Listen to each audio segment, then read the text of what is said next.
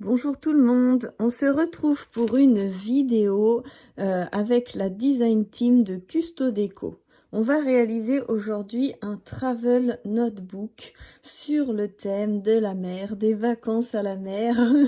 Du coup, pour se donner envie, pour rêver pour cet été, allez, soyons fous.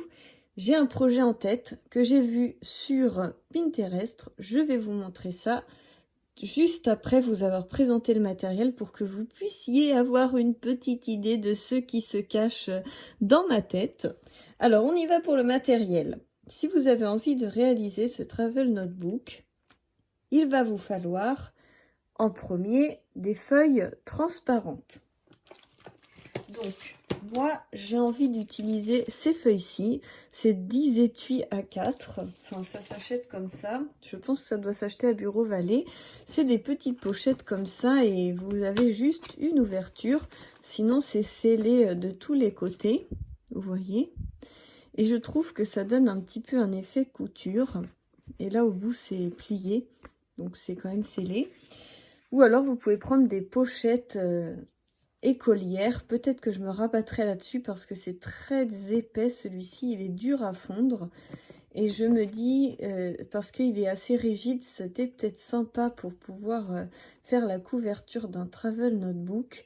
Mais si j'arrive pas à le fondre correctement, je me rabattrai sur des feuilles, vous savez, les pochettes avec les petits trous comme on avait à l'école. Enfin, je sais pas si vous en aviez à l'école, mais bref, c'est des trucs souvent qu'on utilise en scolaire. Ensuite, sur le projet, vous verrez que c'est de la couture et que moi, je n'ai pas de machine à coudre et je ne suis pas une pro de la couture. Donc, j'ai décidé de faire une imitation couture avec ce que j'ai eu dans ma d'été, dans mon haul d'été avril. J'ai envie d'essayer ces deux embouts qui font un petit peu style couture. Bon, celui-ci, je l'avais déjà, il fait exactement ce relief-là. Je sais pas si on voit bien là. Ce relief-ci, mais j'avais envie d'essayer les deux autres. Je pensais que ça pourrait être vraiment très sympa. Il vous faudra bien sûr donc la fuse. Donc moi, ma fuse est dans une magnifique pochette pailletée avec un petit rembourrage pour qu'elle soit bien en sécurité. J'ai la règle qui est fournie avec. J'ai aussi donc une autre petite règle en métal parce que la fuse, ça brûle le plastique. Donc j'ai ma fuse qui est là. Vous avez aussi le petit support qui est fourni avec. Donc voilà, si vous ne l'avez pas, achetez-la vite sur Custo Déco. Et puis après, retrouvez-moi pour la suite de la vidéo. Ou alors si vous avez une machine à coudre, passez à la machine à coudre ce que je vais faire avec la fuse. Voilà. Et ensuite, comme vous avez pu le voir, j'ai la collection complète d'Ipsy. Et donc on va utiliser ce papier-là qui est juste magnifique. On va utiliser aussi des petits die cut ou des petits stickers ou je sais pas encore, mais on va utiliser des petites choses comme ça. Et on va aussi utiliser des sequins. Donc si vous avez des sequins, moi j'ai regardé un petit peu mes boîtes de sequins, parce que je classe mes sequins comme ça dans des boîtes par couleur. Donc là j'ai des holographiques. Vu que la collection est holographique, je me suis dit que ça pourrait être sympa. Donc j'ai des plus petits, des plus gros. Mais après, sinon, j'ai vu que j'avais un assortiment. Alors, me demandez pas d'où il vient, je m'en souviens pas du tout. Où il y a un petit peu de tout, vous voyez. Il y a toutes les tailles. Je l'avais reçu mélangé comme ça. Et je me suis dit que ça serait vraiment sympa avec une collection sur le thème marin. Ça va être le gros du projet, en fait. Les sequins et les pochettes transparentes. Donc, si vous n'avez pas ça, ça va être compliqué. Voilà, et il vous faudra aussi de l'élastique. Oui, de l'élastique. Donc, je ne sais pas où il est, j'ai oublié de le préparer, mais j'en ai. Donc, je vais prendre de l'élastique. Et puis, il vous faudra aussi la Crocodile Big, enfin la grande, quoi, pour pouvoir poser un œillet au milieu de la page. Donc, on va aussi tester ce magnifique objet qui me donnait vraiment très envie. Et il est beaucoup plus épais. Ici, l'écart est beaucoup plus épais que sur la petite pince. Et quand j'ai un projet avec une couverture cuir, un calendrier et du papier ou quoi, ça ne passe pas dans la petite. Et là, ça a passé dans celle-ci. Dans mon dernier projet, j'ai voulu poser un œillet, ça ne marchait pas avec la pince et ça a marché avec celle-ci. Donc, franchement, si vous hésitez entre les deux, prenez celle-ci. Je crois qu'elle est dans les 40 et quelques euros. L'autre est dans les 30 euros, je crois. Franchement, pour la différence de prix, il vaut mieux prendre directement la grosse. Donc, voilà, je pense que j'ai fait le tour du matériel qu'il vous faudra. Donc, je vous montre tout de suite les photos de ce qui m'a inspiré et on y va pour le tuto.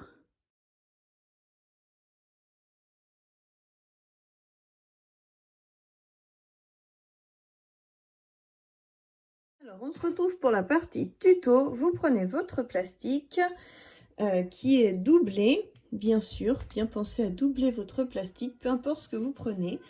Vous voyez que j'ai changé d'avis, je me suis rabattue sur les pochettes qui sont plus fines. J'ai fait quelques petits essais et donc quand on appuie, c'est une catastrophe.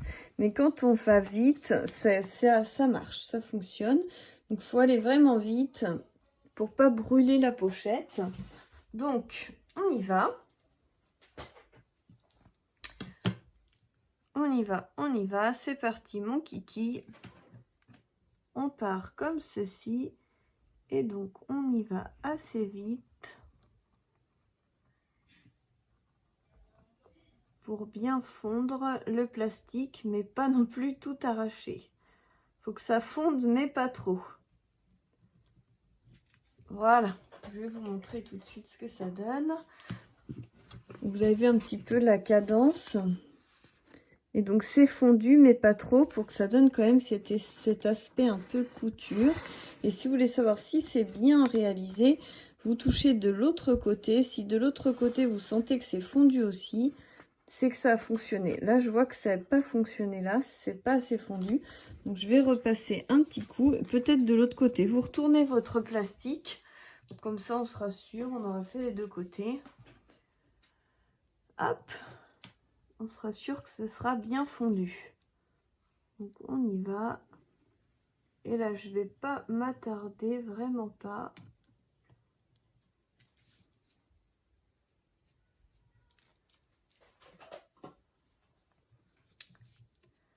Hop.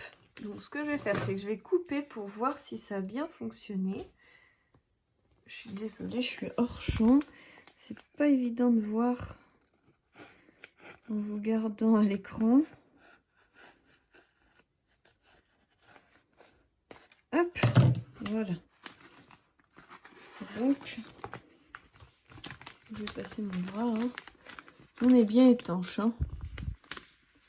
Ça a bien fonctionné, l'effet couture est bien étanche, donc je suis très contente. On va continuer. On va venir faire les côtés.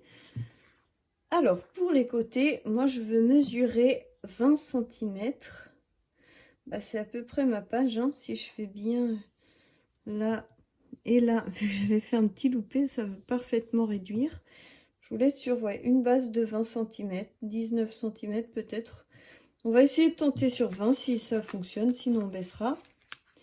Donc, on y va comme ça. Je remets ma règle. Hop. Je positionne ça bien. Je prends ma fuse. Et on y va comme tout à l'heure. C'est parti.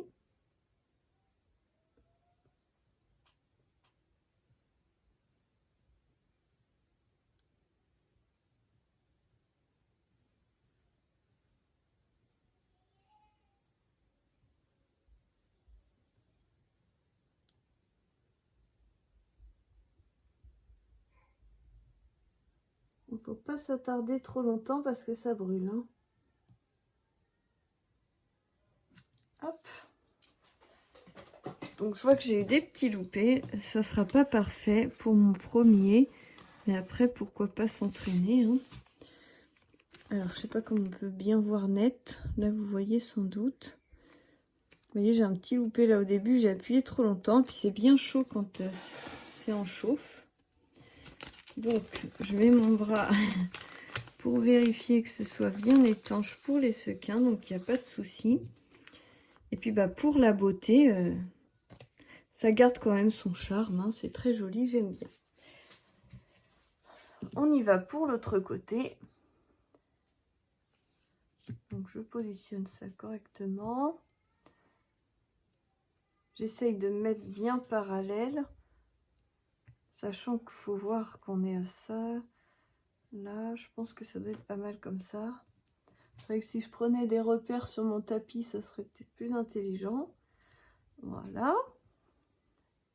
Parfait, c'est sur un trait ici. Voilà, j'ai pris mes repères, je ne sais pas si ça se voit à la caméra, sur le gros trait ici et le gros trait ici. Et du coup, j'avais aligné ma pochette sur le trait.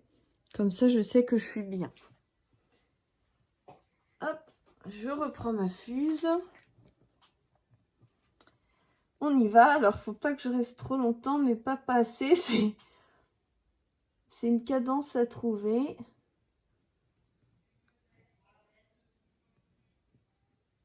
Voilà. Je pense que c'est pas trop mal comme ça. C'est bien au niveau de la cadence. Voilà, vous voyez, vous sentez quand ça accroche un peu. C'est mauvais signe. Hop! Donc on y va. Bon, on va pas aller si loin. Donc c'est bon. Voilà.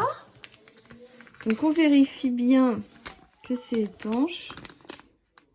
Oui, donc là c'est bien étanche. Et ce que je vais faire, donc c'est là j'ai coupé, c'est bon. Là je vais peut-être recouper un petit peu mieux.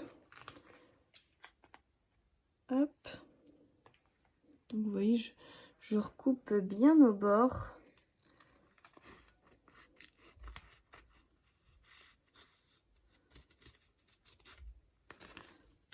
Alors là c'est commencé à partir dans les pointillés.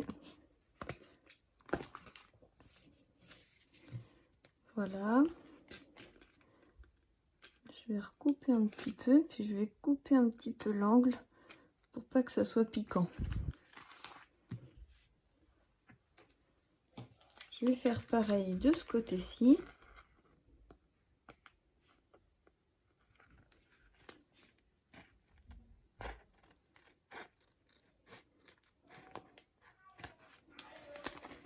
Voilà. Vous entendez mon mari peut-être chanter avec ma fille. On est en confinement, donc on est tous ensemble. Et donc j'ai essayé de prendre un petit peu de temps pour vous faire ce tuto, mais c'est pas toujours évident d'avoir un moment tranquille avec les enfants. Donc on vérifie que ce soit bien étanche. Voilà.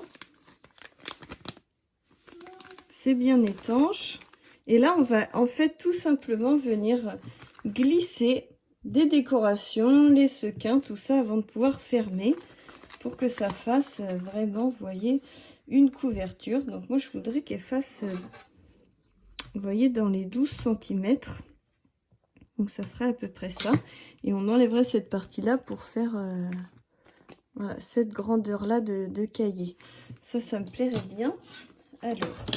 on va commencer par mettre les décorations.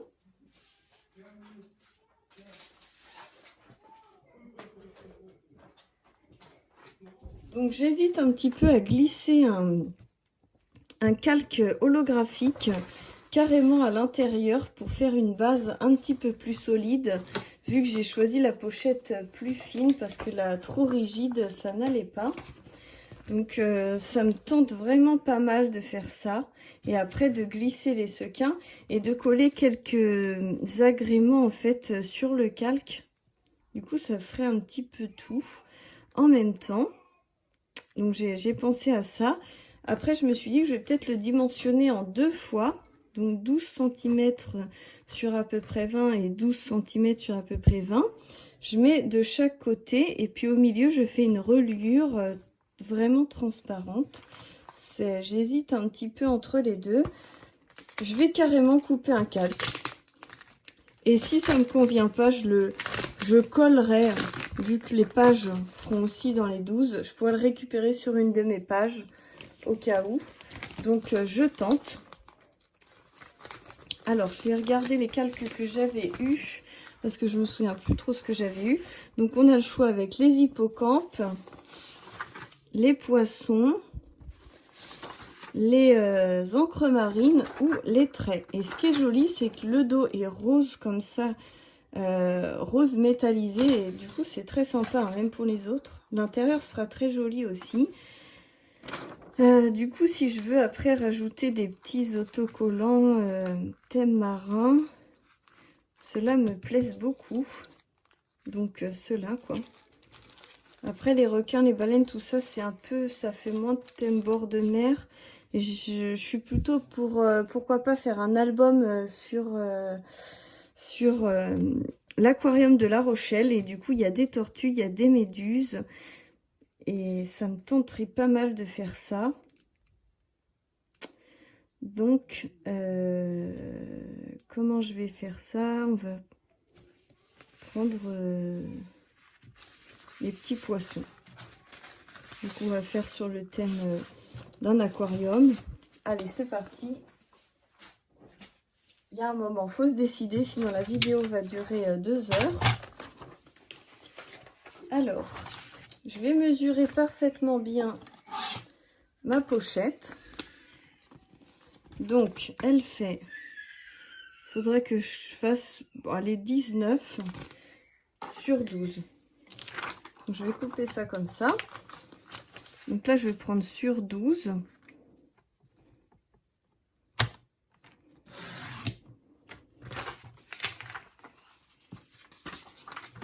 Et là, 19.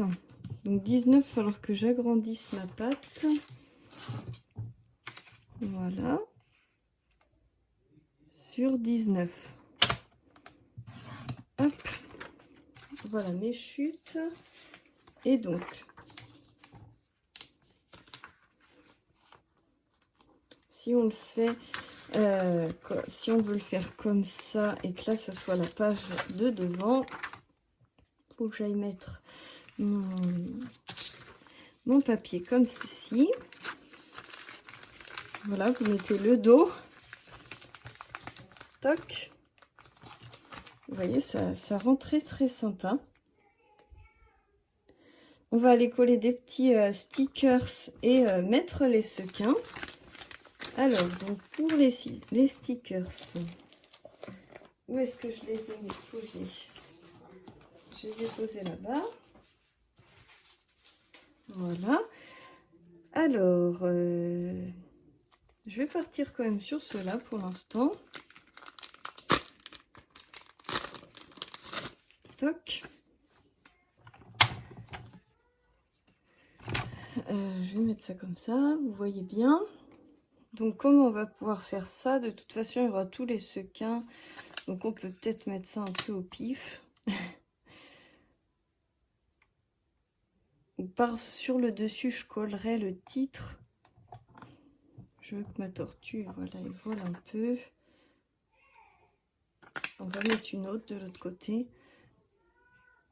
C'est assez sympa. Et se dire qu'on aura le titre positionné un peu comme ça. Voilà, je reprends tout de suite. Avec les enfants, c'est pas forcément évident. Ouais, j'ai cru que c'était de l'eau en fait, mais c'est pas de l'eau, hein, c'était une pastille. Je sais pas si ça va bien se voir avec les poissons. Allez, on essaye quand même. Hein.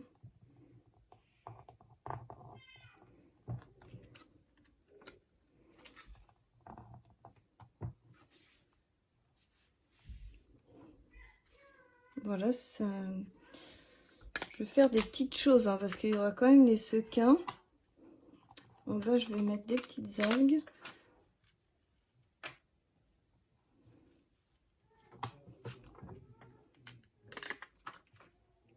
Voilà. Voilà, j'ai fait une petite déco vraiment assez sobre, parce qu'en plus, je rajouterai vraiment le titre ici, après. Du coup, je vais peut-être mettre aussi une petite méduse, histoire de dire. Voilà, ça fait vraiment très simple. Hop, on le coulisse dans la pochette.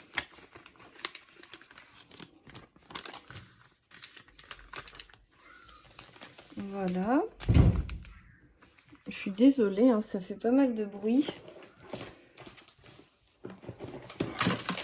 Le principal, c'est de passer un bon moment ensemble et que vous compreniez un petit peu le déroulé du tutoriel. Voilà. Donc on y va. Je mets, vous voyez, les sequins comme ça et ça va être très très joli. Il me faudrait une petite cuillère. Je vais aller chercher ça. Voilà, j'ai été chercher une cuillère. Ça sera plus facile pour mettre les sequins. Donc on y va. Hop.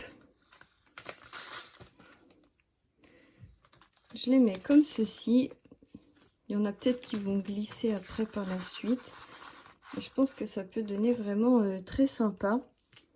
On va peut-être en mettre encore un petit peu. Il faudra en garder quand même pour l'autre côté. Hop. Voilà. Donc on referme.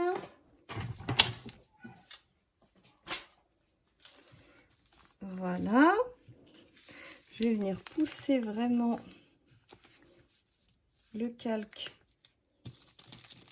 au fond. Toc. On va prendre la règle. On va bien la positionner. Et on va venir fermer avec la fuse. Voilà. J'essaie de bien le positionner quand même. Hop.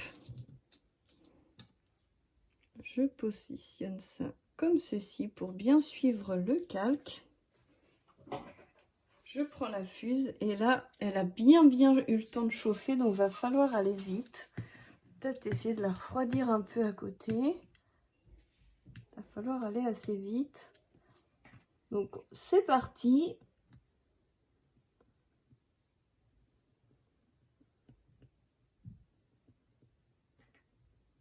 On y va.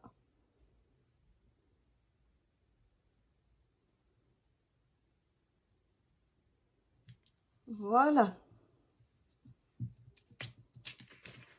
J'ai de l'autre côté. Ça a à peine pris, hein, j'ai voulu aller tellement vite.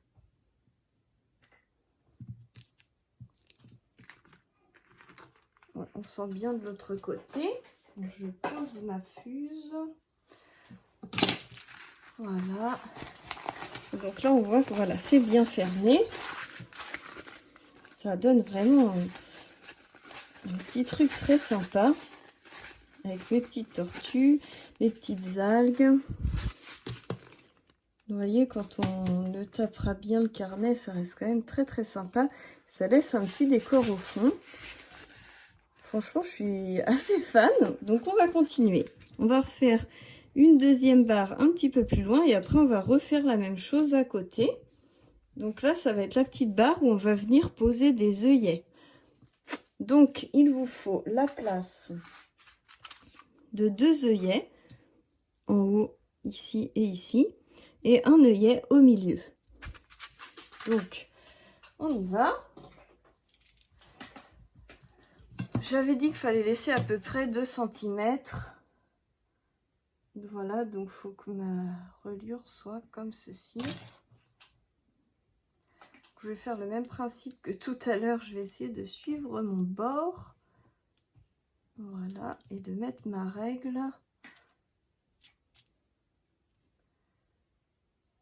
alignée. Voilà, il faut que ça soit droit quand même.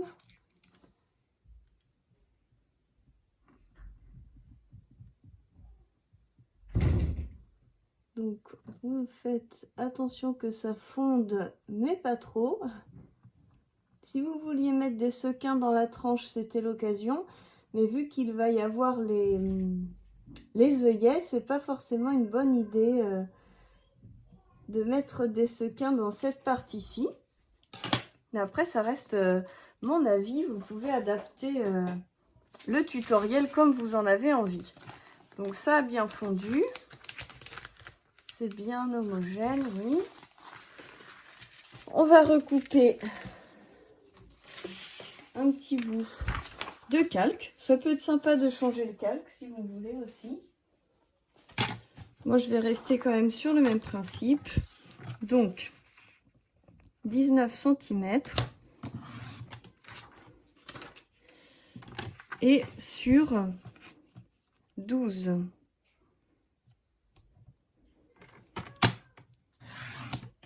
Voilà.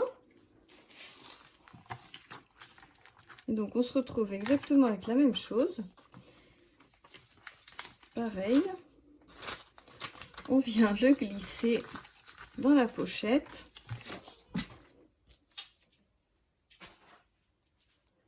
Voilà. Et là, on va venir mettre donc les sequins. Vous pouvez recoller encore des stickers si vous avez envie. Moi, je préfère les garder pour décorer l'intérieur. Mais après, c'est comme vous voulez.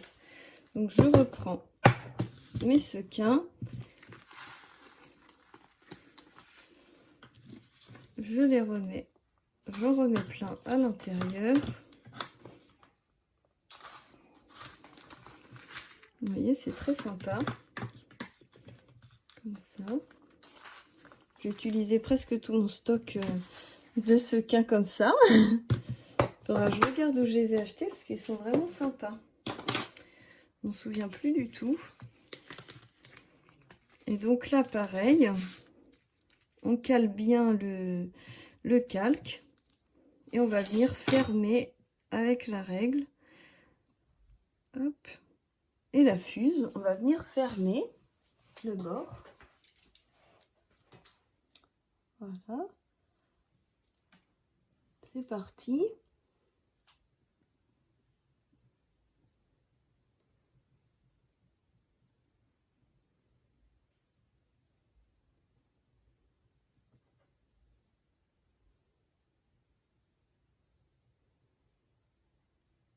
Alors, je suis concentrée pour bien réussir. Et là, je voyais que c'était un peu juste. Voilà, c'était pas la bonne idée, mais... Donc là, on peut pas trop vérifier juste en essayant comme ceci. Et donc, je vais venir couper. Donc, un petit peu en arrondi là. Après, c'est pas de l'eau, hein, c'est des sequins. Donc, c'est quand même... S'il y a des petits trous, c'est pas gravissime. Parce que quand je vous ai fait le tutoriel où c'était de l'eau, là, c'était plus grave. Hein, s'il y avait une fuite. Donc, voilà pour la pochette. Je trouve que c'est vraiment très très sympa. C'est pas mal l'idée de mettre le calque parce que du coup ça rigidifie un petit peu l'ensemble. L'intérieur reste joli parce qu'il est rose et j'aime beaucoup le rose. Et en fait en élastique je n'ai que celui-ci. Et donc il est rose, donc ça ira parfaitement avec. Donc il vous faudra voilà de l'élastique comme ceci. Des sequins. Et on va venir faire donc... Là, les petits trous, poser les œillets pour finaliser en fait ce Traveler Notebook. Mais là, on était vraiment sur la couverture. Donc, je vais vous laisser pour cette vidéo-ci. Ça sera en deux parties en fait. Donc là, partie 1 terminée. On se retrouve pour la partie 2.